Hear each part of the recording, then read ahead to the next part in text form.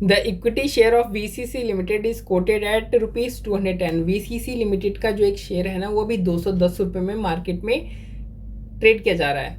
A 3 month call option is available at a premium of ₹6 पर share. तो VCC limited का ही एक 3 month का एक कॉल ऑप्शन बिक रहा है जिसके लिए आपको ₹6 का प्रीमियम पे करना पड़ेगा पर शेयर। और 3 मंथ का ही एक पुट ऑप्शन भी अवेलेबल है वीसीसी लिमिटेड का, जिसके लिए आपको ₹5 पर शेयर का प्रीमियम जो है वो पे करना पड़ेगा। Ascertain the net payoffs to the option holder of a call option and a put option. कह रहा है कि एक ऑप्शन होल्डर है, एक नहीं 2 ऑप्शन होल्डर मान लो, एक ऑप्शन होल्डर के पास कॉल ऑप्शन है, एक ऑप्शन होल्डर के पास पुट ऑप्शन है। आपने इन दोनों ऑप्शन होल्डर का नेट गेन या लॉस बताना है हमें, ठीक है। नेट गेन या लॉस बताना है 2 कंडीशन पे। पहली कंडीशन क्या है कि जो स्ट्राइक प्राइस है ना वो 220 रुपये में है, यानी जो जिसके पास कॉल ऑप्शन है वो 220 रुपये में परचेज कर सकता है, जिसके पास पुट ऑप्शन है वो 220 रुपये में बेच सकता है शेयर को 3 महीने के बाद, क्योंकि 3 मंथ का ऑप्शन है इनके पास। और जो दूसरी कंडीशन वो है कि जो शेयर प्राइस है ना वो आप हमें अलग अलग बताओ, अलग अलग शेयर प्राइस पे गेन या लॉस बताओ, कि अगर जिस दिन वो बंदा ऑप्शन एक्सरसाइज करना चाहता है उस दिन अगर मार्केट में शेयर की प्राइस 200 हो जाती है तब उसका क्या गेन या लॉस होगा, 210 हो जाती है, 220, 230, 240 हो जाती है, तब इन दोनों का क्या अलग अलग गेन या लॉस होगा, आप हमें वो बताओ, ठीक। अच्छा, ये जो लाइन कह रखी है इसको हम बाद में देखेंगे, पहले ऊपर वाले को देख लेते हैं, नेट गेन या लॉस बता देते हैं हम। तो सबसे पहले हम ऑप्शन होल्डर किसको चुनते हैं, जिसके पास कौन सा ऑप्शन है, 3 मंथ का कॉल ऑप्शन है। कॉल ऑप्शन माने वो क्या कर सकता है, परचेज कर सकता है, कितने में, 220 रुपये में वो परचेज कर सकता है। यहाँ पे देखो 220 लिखा हुआ है ना, मतलब उसके पास ऑप्शन है कि वो 220 रुपये में परचेज कर सकता है। अब वो 3 महीने बाद ना वो 220 रुपये में परचेज करने के लिए मार्केट में निकलता है। तो मार्केट में देखो अलग अलग रेट दे रखा है, यहाँ पे देखो बता रखा था ना मैं, अलग अलग रेट में आपको बताना है उसको क्या नेट गेन या लॉस होगा। तो ये अलग अलग रेट है। तो मार्केट में जब वो 220 रुपये में खरीदने के लिए निकलता है ना, तो देखते हैं यार मार्केट में तो 200 रुपये में बिक रहा है, तो मैं 220 रुपये में क्यों खरीदूंगा, यानी वो यहाँ पे ऑप्शन एक्सरसाइज नहीं करेगा, ठीक है। अब वो 220 रुपये खरीदने के लिए 220 रुपये में खरीदने के लिए जाता हूँ, देखता है यार मार्केट में तो 210 रुपये में बिक रहा है, तो मैं 220 में क्यों खरीदूंगा, तो यहाँ पे भी ऑप्शन एक्सरसाइज नहीं करता है।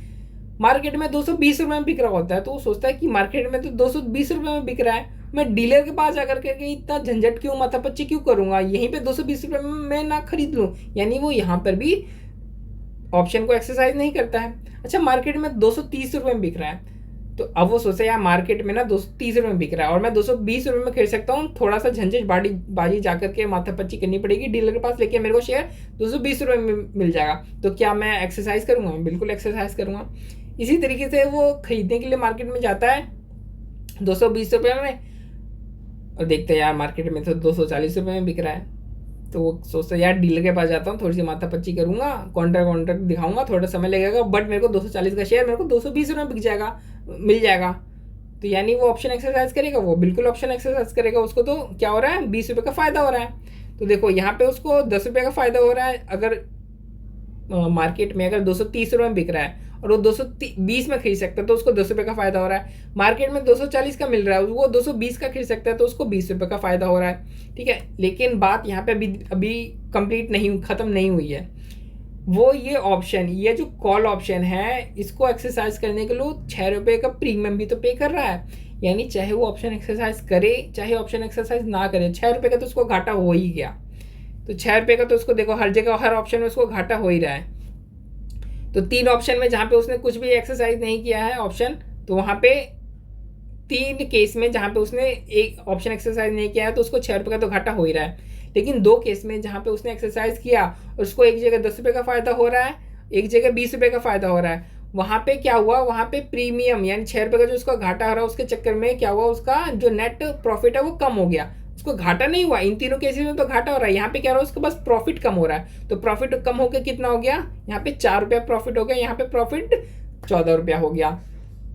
इसी तरीके से अब पुट ऑप्शन में देखो, पुट ऑप्शन में क्या होता है कि वो बनपुर उसके पास ऑप्शन है कि वो 203 महीने बाद 220 रुपये में जाकर के क्या कर सकता है, बेच सकता है। अब वो मार्केट में ना 220 रुपये में बेचने के लिए गया, मार्केट में क्या देखता है, मार्केट में बेचने के लिए नहीं गया, डीलर के पास बेचने के लिए गया वो 220 रुपये में, क्योंकि कॉन्ट्रैक्ट डीलर के साथ हो रखा था। तो उसने देखा मार्केट में ना 200 रुपये में बिक रहा है, तो अगर मैं मार्केट में बेचूंगा तो मेरे को 200 रुपये मिलेगा, लेकिन डीलर के पास अगर मैं जाकर के बेचूंगा तो मेरे को कितना रुपये मिलेगा, 220 रुपये मिलेगा। तो वो माथापच्ची करने के लिए तैयार है डीलर के साथ। तो यानी वो इस ऑप्शन में एक्सरसाइज, ये यहाँ पे जब मार्केट में जो शेयर है 200 रुपये में बिक रहा है, वो रेडी है डीलर को 220 रुपये में बेचने के लिए, यानी वो ऑप्शन एक्सरसाइज करने के लिए तैयार है। क्यों? क्योंकि उसको 20 रुपये का फायदा हो रहा है ना। मार्केट में देखो 200 में बिक रहा है और वो 220 में बेच सकता है, मतलब उसको कितने का फायदा हो रहा है, 20 रुपये का फायदा हो रहा है। अब उसी तरीके से वो मार्केट डीलर के पास जा रहा होता है 220 रुपये में बेचने के लिए, तो देखता है यार मार्केट में 210 रुपये में बिक रहा है और मैं डीलर को 220 में बेच सकता हूँ, तो मेरे को 10 का फायदा हो रहा है, तो मैं तो डीलर को बेच दूंगा, है ना। तो वो यहाँ पे भी वो ऑप्शन एक्सरसाइज कर लेता है। वो दोबारा से मार्केट में एक बार जाता है, डीलर मार्केट के थ्रू होकर के जाता है डीलर के पास 220 रुपये में शेयर बेचने के लिए। तो क्या देखते हैं, मार्केट में भी तो साला 220 रुपये में बिक रहा है, तो मैं डीलर के पास जाकर के माथापच्ची करके 220 रुपये में क्यों बेचूं, मैं तो यहीं पे बेच दूंगा मार्केट में 220 रुपये में। तो क्या ये ऑप्शन एक्सरसाइज करेगा? नहीं, ये ऑप्शन एक्सरसाइज नहीं करेगा, ये डीलर को नहीं बेचेगा, ये मार्केट में बेच देगा। तो यानी ये ऑप्शन एक्सरसाइज नहीं करेगा, पुट ऑप्शन एक्सरसाइज नहीं करेगा। अच्छा, अब ये बेचने के लिए दोबारा निकला, इस बार मार्केट में प्राइस 230 रुपये में।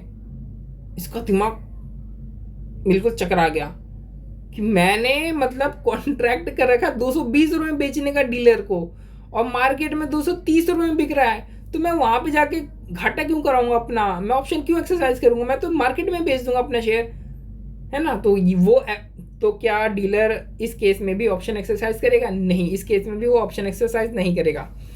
अच्छा, एक बार वो और जाता है अपना शेयर बेचने के लिए डीलर को, इस बार उसको पता चलता है ना शेयर की प्राइस यार 240 रुपये है। ओ साला, इसको सोचता है यार अगर मैं डीलर को बेचूंगा तो 220 में बेचूंगा, अगर मैं मार्केट में बेचूंगा ना तो मेरे को 240 में बिक जाएगा, यानी मेरे को 20 रुपये का फायदा हो जाएगा, है ना। यानी डीलर से ज़्यादा तो मैं मार्केट में कमा लूंगा, तो मैं डीलर को बेचूंगा क्यों, यानी मैं ऑप्शन एक्सरसाइज ही क्यों करूंगा। तो मैं क्या ऑप्शन एक्सरसाइज करूंगा? नहीं, मैं ऑप्शन एक्सरसाइज नहीं करूंगा। यानी फर्स्ट केस में और सेकंड केस में क्या इसको फायदा हो रहा है ऑप्शन एक्सरसाइज करने पे? हाँ, फर्स्ट केस में इसको 20 रुपये का फायदा हो रहा है। क्यों? क्योंकि मार्केट में 200 रुपये का बिक रहा था और मैं डीलर को 220 रुपये में बेच सकता था, यानी मेरे को 20 रुपये का फायदा हुआ। और यहाँ पे इस केस में मेरे को 10 रुपये का फायदा हुआ, लेकिन मेरा फायदा 20 या 10 रुपये का नहीं हुआ। क्यों? क्योंकि मैं प्रीमियम भी तो पे कर रहा हूँ, तो मेरा फायदा तो घट गया ना। मेरा फायदा कितना हो गया? 15 का हो गया और 5 रुपये का हो गया। और ये 3 केस, जिस केस में मैंने क्या किया, ऑप्शन एक्सरसाइज नहीं किया, यार चाहे ऑप्शन एक्सरसाइज करो या ना करो, आपने डीलर को प्रीमियम तो पे किया ना, यानी घाटा तो आपका ऑलरेडी हो ही रखा है। घाटा तो आपका यहाँ पे भी होगा था, इन दोनों केसेस में भी हो रखा था, बट आपने इन दो केसेस में क्या किया, प्रॉफिट कमा लिया। प्रॉफिट कमा लिया तो आपका क्या हो गया, घाटा आपका कवर हो गया, और बस आपका प्रॉफिट 5 रुपये से कम हुआ है इन दोनों केसेस में। लेकिन यहाँ पे आपको प्रॉफिट तो हुआ नहीं, सिर्फ घाटा घाटा हुआ है, क्योंकि आपने ऑप्शन एक्सरसाइज किया नहीं। ऑप्शन एक्सरसाइज करते तो आपका और घाटा हो जाता है यहाँ पर। तो आपने क्या किया, आपने समझदारी दिखाई। आपने क्या किया, ऑप्शन एक्सरसाइज ना करके आपने समझदारी दिखाई और अपना घाटा 5 रुपये यानी प्रीमियम तक ही आपने सीमित रखा। तो इन तीनों केसेस में आपका घाटा कितना हुआ, सिर्फ 5 रुपया ही हुआ। ठीक है, तो इसने जो हमसे पूछा था कि ऑप्शन होल्डर का हमें क्या बताओ, नेट गेन या लॉस बताओ अलग अलग शेयर प्राइसेस के केस में। तो हमने यहाँ पे बता दिया कि अगर कॉल ऑप्शन एक्सरसाइज करता है, यानी वो ऑप्शन होल्डर जिसके पास कॉल ऑप्शन है और वो कॉल ऑप्शन एक्सरसाइज करने के लिए जाता है और मार्केट में ये शेयर प्राइस है, तो उसको ये घाटा या लॉस होगा, घाटा या प्रॉफिट होगा। उसी तरीके से पुट ऑप्शन वाले का भी हमने बता दिया। अब ये हमसे क्या पूछ रहा है, यहाँ पे हमसे पूछ रहा है also indicate the price range at which the call and the put options may be gainfully exercised.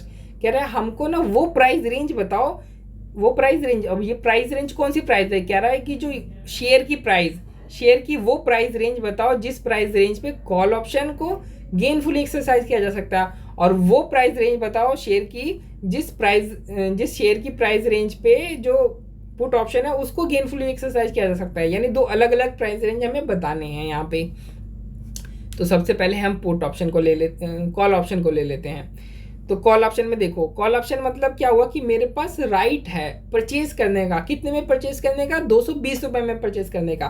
तो अगर मैं देखूं, अगर मैं कॉल ऑप्शन को एक्सरसाइज करता हूं तो जो टोटल आउटफ्लो है वो कितने का होगा।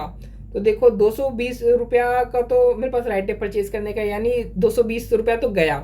मैं परचेज करूंगा तो आउटफ्लो तो होगा 220 रुपये का, और मैं प्रीमियम भी तो पे कर रहा हूँ ना कॉल ऑप्शन को एक्सरसाइज करने के लिए, 6 रुपये का प्रीमियम पे कर रहा हूँ। यानी जो टोटल आउटफ्लो गया है मेरे पास से वो कितने का गया है, 220 रुपये का परचेज कॉस्ट और ₹6 का प्रीमियम, यानी टोटल आउटफ्लो मेरे पास, अगर मैं कॉल ऑप्शन एक्सरसाइज करता हूँ तो मेरे पास टोटल आउटफ्लो कितने का होगा, ₹226 का होगा। तो मेरे को फ़ायदा कब होगा, मेरे को फ़ायदा तब होगा ना जब ₹226 का मेरे पास आउटफ्लो तो चला गया, लेकिन जो इनफ्लो आएगा, इनफ्लो अगर मेरे पास 226 से ज़्यादा का आता है, यानी जो शेयर मैं खरीदूंगा ना, उसकी अगर मार्केट प्राइस ₹226 से ज़्यादा की होगी, तब मैं गेनफुली एक्सरसाइज कर पाऊंगा अपना कॉल ऑप्शन। तो यहाँ पे देखो इसने लिखा हुआ है कि जो अगर शेयर की जो प्राइस है ना, अगर वो 226 से ज़्यादा की हुई तब भी मेरे को फ़ायदा हो पाएगा, क्योंकि 226 का मेरा आउटफ्लो होगा और 226 से ज़्यादा का जो शेयर प्राइस है वो मैं ले लूँगा, यानी 226 से ज़्यादा का क्या हो जाएगा मेरे पास इनफ्लो, तो मेरे को फ़ायदा हो जाएगा। तो फ़ायदा कब होगा, कॉल ऑप्शन एक्सरसाइज करने पे, जब जो प्राइस रेंज है वो 226 से ज़्यादा की हो मार्केट में। फिर पुट ऑप्शन, अब देखो पुट ऑप्शन में क्या होता है कि मेरे पास राइट होता है शेयर को बेचने का। तो कितने में बेचने का राइट है, मेरे को राइट है ₹220 में बेचने का। लेकिन जब मैं ₹220 में शेयर को बेचता हूँ ना, तो मेरे पास सिर्फ ₹215 आते हैं। कैसे, ₹220 में मैंने बेचा, यानी ₹220 मेरे पास आया, लेकिन ₹5 मैंने प्रीमियम भी तो पे कर दिया ना, यानी 220 आया, 5 प्रीमियम पे कर दिया, नहीं यानी नेट मेरे पास कितना बचा, नेट मेरे पास ₹215 ही बचा। अब देखो मेरे पास आया ₹215, ठीक है। तो अगर मार्केट में जो शेयर है अगर वो ₹218 में बिक रहा है, तो मैं ऑप्शन एक्सरसाइज करूंगा या मार्केट में बेचूंगा। यार ऑप्शन एक्सरसाइज करूंगा तो ₹215 आएगा, और मार्केट में बेच दूंगा तो मेरे पास ₹218 आएगा, तो मैं मार्केट वाला ऑप्शन ले लूँगा। यानी मैं पुट ऑप्शन एक्सरसाइज नहीं करूंगा। तो पुट ऑप्शन में कब एक्सरसाइज करूंगा, तो पुट ऑप्शन में तब एक्सरसाइज करूंगा ना कि जब मैं मार्केट में बेचने जाऊं और मार्केट में मेरे को ₹215 से भी कम मिले, तब मैं ऑप्शन एक्सरसाइज कर लूंगा। तो मैं कहूँगा हाँ यार ऑप्शन एक्सरसाइज कर लो, ₹215 तो मिल रहा है ना मेरे को डीलर से। अगर मैं मार्केट में एक्सरसाइज करता तो मेरे को ₹215 से भी कम मिलता। यानी मैं पुट ऑप्शन को गेनफुली कब एक्सरसाइज कर सकता हूँ, मैं पुट ऑप्शन को गेनफुली तब एक्सरसाइज कर सकता हूँ जब मार्केट में जो प्राइस रेंज जो शेयर की चल रही है ना, वो 215 से कम हो। वो 215 से कम होगी तभी तो मैं पुट ऑप्शन एक्सरसाइज करूंगा। अगर वो 215 से ज़्यादा की होगी तो मैं पुट ऑप्शन एक्सरसाइज ही क्यों करूंगा। मैं तो कहूँगा कि भाई पुट ऑप्शन एक्सरसाइज करूँगा तो 215 मिलेगा, और पुट ऑप्शन एक्सरसाइज नहीं करूँगा तो 215 से ज़्यादा मिल रहा है, तो मैं तो फिर पुट ऑप्शन एक्सरसाइज नहीं करूँगा। तो मैं पुट ऑप्शन तब एक्सरसाइज करूँगा जब मार्केट में जो शेयर की प्राइस है वो 215 से कम की हो, नहीं 215 से कम मेरे को मिल रहा हो और पुट ऑप्शन से मेरे को 215 मिल रहा हो, तभी तो मैं पुट ऑप्शन को गेनफुल एक्सरसाइज कर पाऊँगा।